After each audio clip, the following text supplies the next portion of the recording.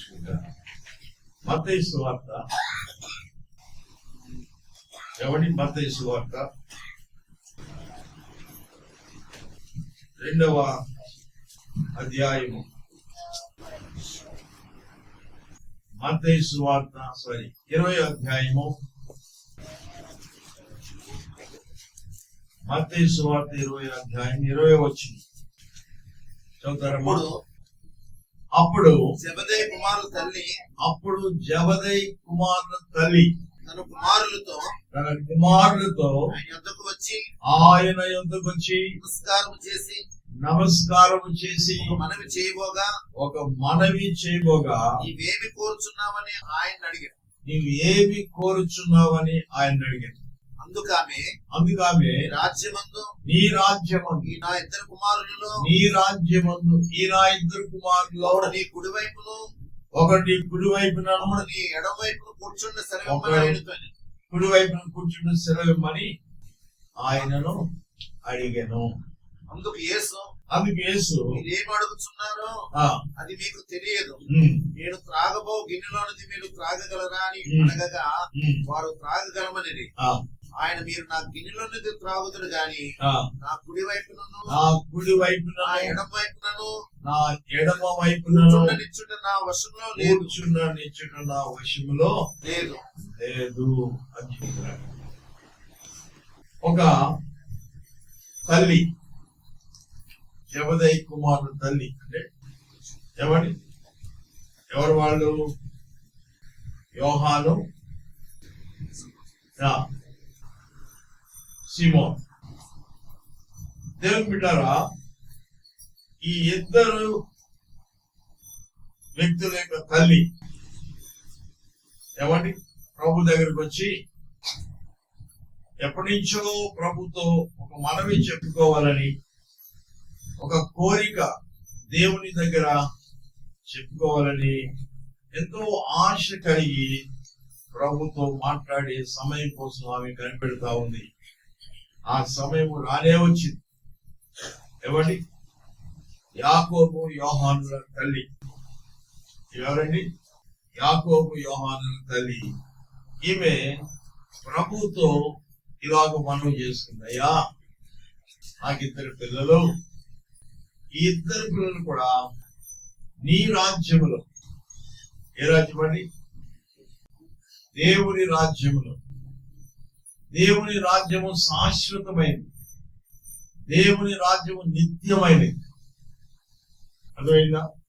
అలాంటి దేవుని రాజ్యములో నా పిల్లల్ని నీ కుడి పక్కన కూడా ఎడమ పక్కన కూర్చోవడం చూడాలేను, అది నా ఆశ, అది నా అని ఆమె మనవి చేసుకుంది దేవునితో. ఈరోజు మన పిల్లలు ఎక్కడున్నారని కోరుకుంటున్నాం మనం? ఒకడు క్రికెట్ లోను, ఒకడు బెట్టింగ్ లోను. అలా కోరుకునే తల్లులు ఉన్నారు. ఆదివారం వెళ్ళిపోవడం పర్లేదు అని చెప్పే తల్లులు ఉన్నారు. కానీ ఈ తల్లి అలాంటి తల్లి కాదు. భక్తి కలిగిన తల్లి, దేవుని భయము కలిగిన తల్లి. నా పిల్లలు పాతాళము పోకూడదు, నా పిల్లలు నరకానికి పోకూడదు, నా యవ్వనస్తులైన పిల్లలు దేవుని రాజ్యంలో కనపడాలి, దేవుని రాజ్యము శాశ్వతమైంది, నిత్యమైంది అని తల్లి ఎదిగి దేవుని యొక్క చేసుకున్న మనవి గొప్ప మనవి. అయితే యేసయ్య అన్నాడమ్మా, నా కుడి పక్కన కూడా ఎడమ పక్కన కూర్చోవడం నా చేతిలో లేదు. నా తండ్రి ఎవరికి ఇస్తాడో అది వారికే చెందుతుంది అన్నాడు. ఏంటి ఇలా చెప్పాడు ఏంటి అని మనం అనుకుంటాం. కానీ యేసయ్య చెప్పిన మాటకు జవాబు ఎక్కడుందో తెలుసా? ప్రకటన గ్రంథము 3వ అధ్యాయం. ఆమె అడిగిన ప్రశ్నకు సమాధానం ఎట్లుందంటే, ప్రకటన 3వ అధ్యాయము 21వ వచనం. నేను జయించి నా తండ్రితో కూడా ఆయన సింహాసనం మీద కూర్చుండి ఉన్న ప్రకారము ఎవరమ్మా? జయించు వారిని జయించు వారిని నాతో కూడా నా సింహాసనం నా సింహాసనం మీద కూర్చుండనిచ్చేది. నేను జయించి నా తండ్రితో కూడా సింహాసనం మీద ఎలా కూర్చున్నానో అలాగే జయించు వారిని, అర్థమైందా? పాటలు పాడినవాడు కాదు, బైబిల్ చదివిన వాడు కాదు, చర్చికి వచ్చిన వాడు కాదు, జయించిన వారిని. ఎంత గొప్ప మాట! జయించిన వారిని నాతో కూడా నా తండ్రి సింహాసనం మీద కూర్చుండనిచ్చేదను. దేవుని బిడ్డారా, మరి ఏమి జయించాలి? ఎవరిని జయించాలి? జయించాలి అంటే ఏం చేయాలి? మనం పోరాడాలి కదా. అలాగే మనం పరలోకాన్ని మనం సొంతం చేసుకోవాలంటే మనం పోరాడాలి. క్రైస్తత్వం అంటేనే పోరాటం. అదేనా? కాళ్ళు ఆర్చాపుకుని పరలోకము నా దేశము అంటే అయిపోతా. ఏమండి? మాసం మీద పడుకొని పరలోకము నా దేశం అంటే అయిపోతా. ఏమండి? సైనికులు ఏం చేస్తారు? ఒక దేశాన్ని స్వాధీనపరచుకోవాలంటే పగలు రాత్రి నిద్రాహారాలు లేకుండా పోరాడతారు. అదేవిధంగా అందుకే పౌలు గారు అంటాడు తిమోతితో, నువ్వు మంచి సైనికుడు వలె ఏం చేయాలి? పోరాడాలి. మనం పోరాడేది మనుషులతో కాదు సుమా. మనం పోరాడేది మనుషులతో కాదు,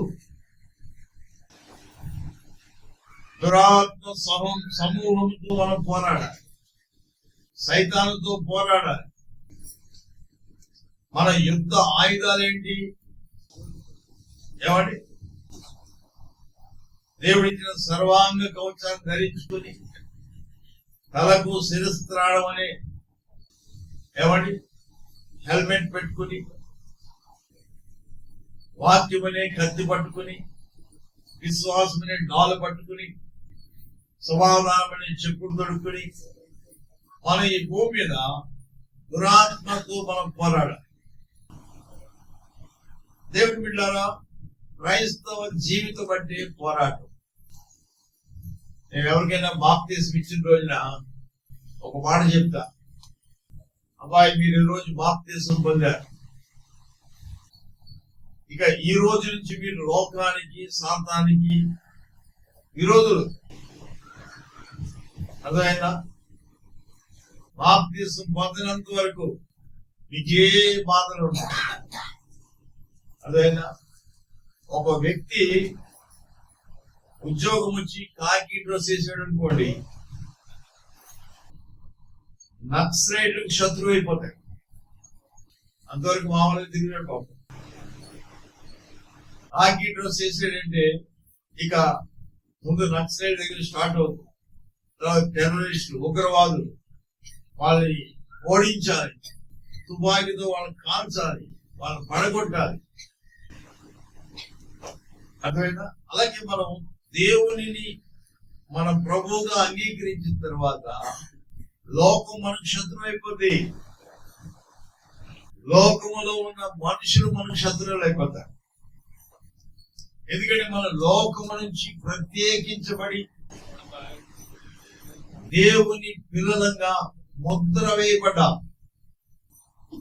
అదే పేతురు అంటాడు, మీరు చీకటిలో నుండి ఆశ్చర్యకరమైన తన వెలుగులోనికి మిమ్మల్ని పిలిచిన వారి గుణాతిశయములను ప్రచురం చేయని విధమై దేవుడు మిమ్మల్ని రాజులుగా చేశాడు, యాజకులుగా చేశాడు, పరిశుద్ధులుగా చేశాడు, ఒక ప్రత్యేకమైన వంశంలో పెట్టాడు.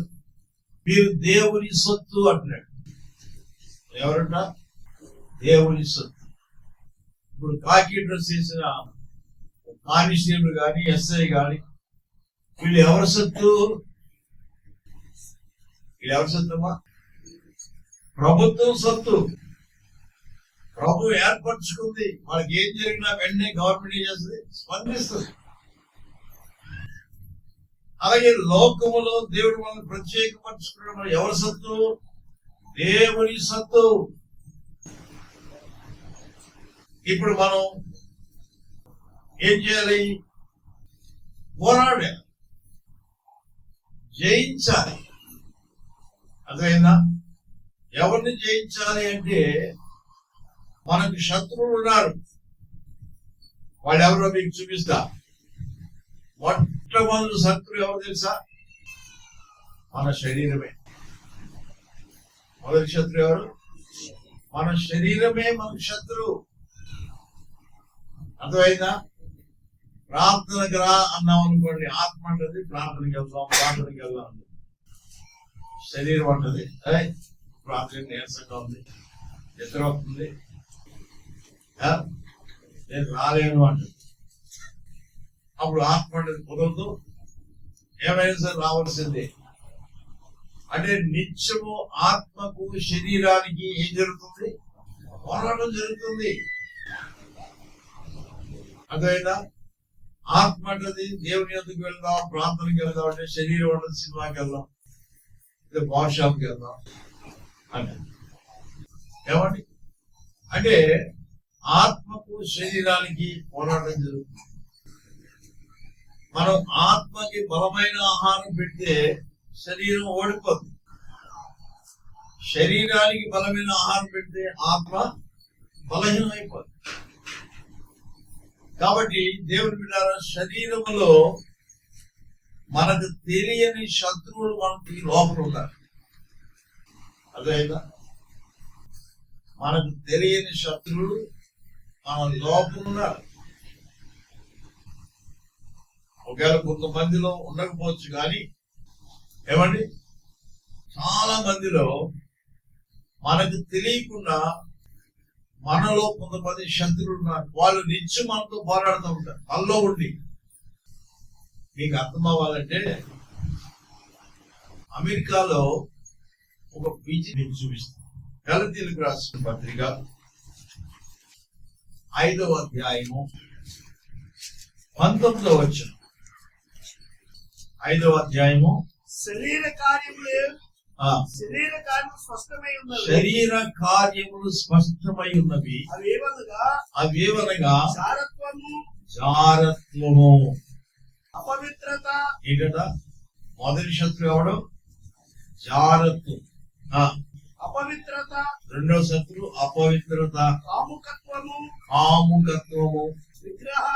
విగ్రహారాధన, అభిచారము, వేషము, కలహము, మత్సరము, క్రోధములు, కక్షలు, వేదములు, విమతములు, అసూయలు, మత్తతలు,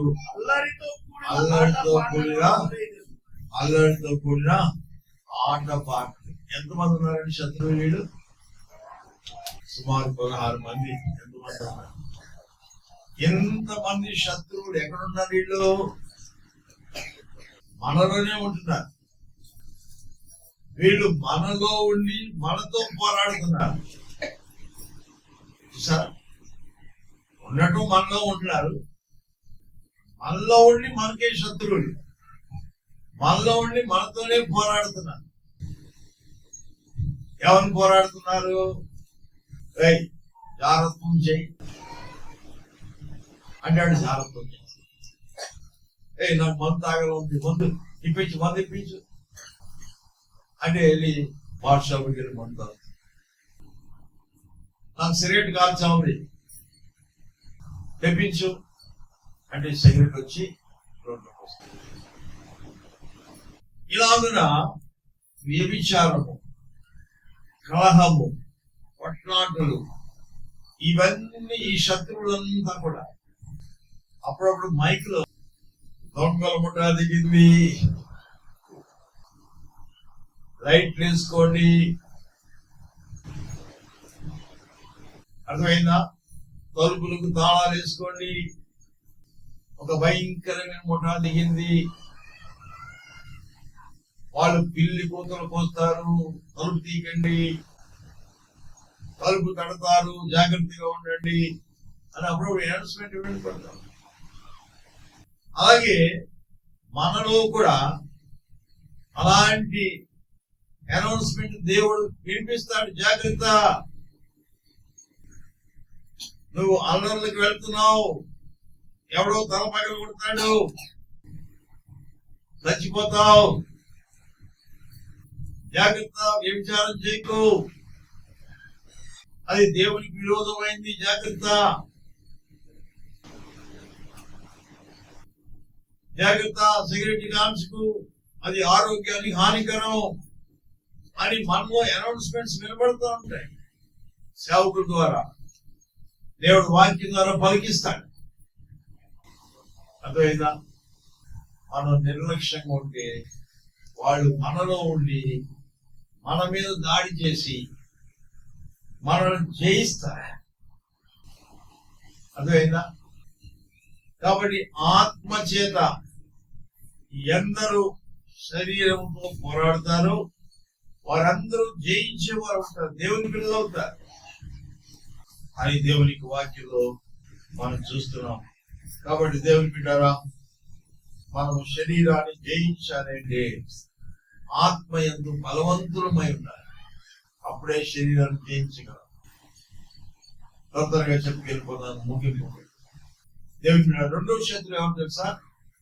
మన మనసే మనకు శత్రువు. ఎవరండి? మన మనసే మన శత్రువు.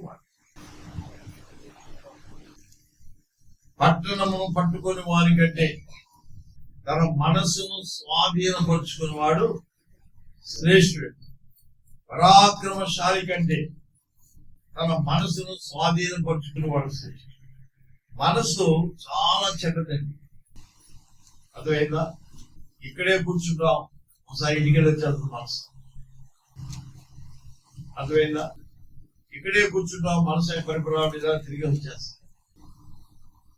దేవుని బిడ్డారా, మనం మనసుతో పోరాడాలి. శరీరానుసారమైన మనసు మరణమట, ఆత్మానుసారమైన మనసు జీవం అంటున్నాడు. శరీరానుసారమైన మనసు ఏం చేస్తుంది తెలుసా? శరీర విషయాల మీద ఎక్కువ దృష్టి పెడుతుంది. శరీరానుసారమైన మనసు అన్నది కొత్త సినిమా రిలీజ్ అవుతుంది, ఎప్పుడు వెళ్దాం అంటుంది. అర్థమైందా? లేదా అక్కడికి వెళ్దాం, ఇక్కడికి వెళ్దాం, తిప్పుతూ ఉంటుంది మనం. ఎవరైతే శరీరానుసారమైన మనసుకు లోబడిపోతారో, బానిస అయిపోతారో, వారు ఎంతసేపు లోకాశల మీద వాళ్ళకి మనసు ఉంటుంది. అందుకే మీ మనస్సు మారి రూపాంతరం చెందినట్లుగా అని అంటాడు పౌలు గారు. ఈ శరీరానుసారమైన మనసును మనం ఏం చేయాలి? తొలగించాలి. అర్థమైందా? కాబట్టి పరాక్రమశాలి కంటే దీర్ఘశాంతము గలవాడు శ్రేష్ఠుడు అంటాడు. ప్రాకారము లేక పాడైపోయిన పురమెంతో తన మనసును స్వాధీనపరుచుకున్న వాడు కూడా అంతే.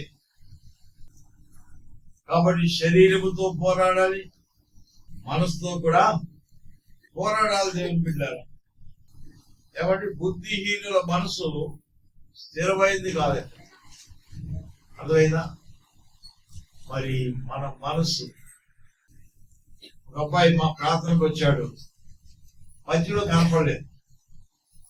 సాయంకాలం కనపడితే అడిగారా, పొద్దున ప్రార్థనకు వచ్చావు, మధ్యలో కనపడలేదు ఏంట్రా అంటే, ఏంటోండి పాస్టర్ గారు మనసు పీకేసిందండి, వెళ్ళిపోయాడు. ఏదైనా మనసు పీకేసింది అంటే కొంతమంది మనసు పీకేస్తుంది, కొంతమంది లాగేస్తుంది. ఈ మధ్య ఒక ఇంటికి వెళ్ళాను, తెలుసు ఇంటికి వెళ్తే పాస్టర్ గారు మా అమ్మాయి కోసం ప్రార్థన చేయండి.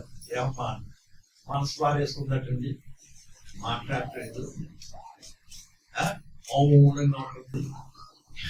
అమ్మాయి ఎక్కడ పారేసుకుంటే ఏమండి, ఎక్కడ పారేసుకుంటే మనసు ఎవరి మీద పారేసుకుంటుంది. ఇప్పుడు ఆ మనసు వెతికి తీసుకురావాలి. కొంతమంది మనసు పారేసుకుంటున్నారు వాళ్ళ దగ్గర లేకుండా. దేవుడు ఎంత మంచి మనసు నీకు ఇస్తే నీ మనసును అజాగ్రత్తగా ఉండటం వల్ల మనసు ఏమైపోతుంది? పడిపోతుంది. అర్థమైందా? కాబట్టి దేవుని బిడ్డారా, దావీదు నాకు స్థిరమైన మనసు నూతనంగా పుట్టించి ప్రభు అంటే. అర్థమైందా? నాకు స్థిరమైన మనసు, స్టాండర్డ్ మనసు కావాలి, చంచలత్వం కలిగిన మనసు కాక. నా దేవుని యందు నాకు స్థిరమైన మనసు కావాలి. అర్థమైందా? కాబట్టి మనం మనసు మారాలి, మనసును జయించాలి.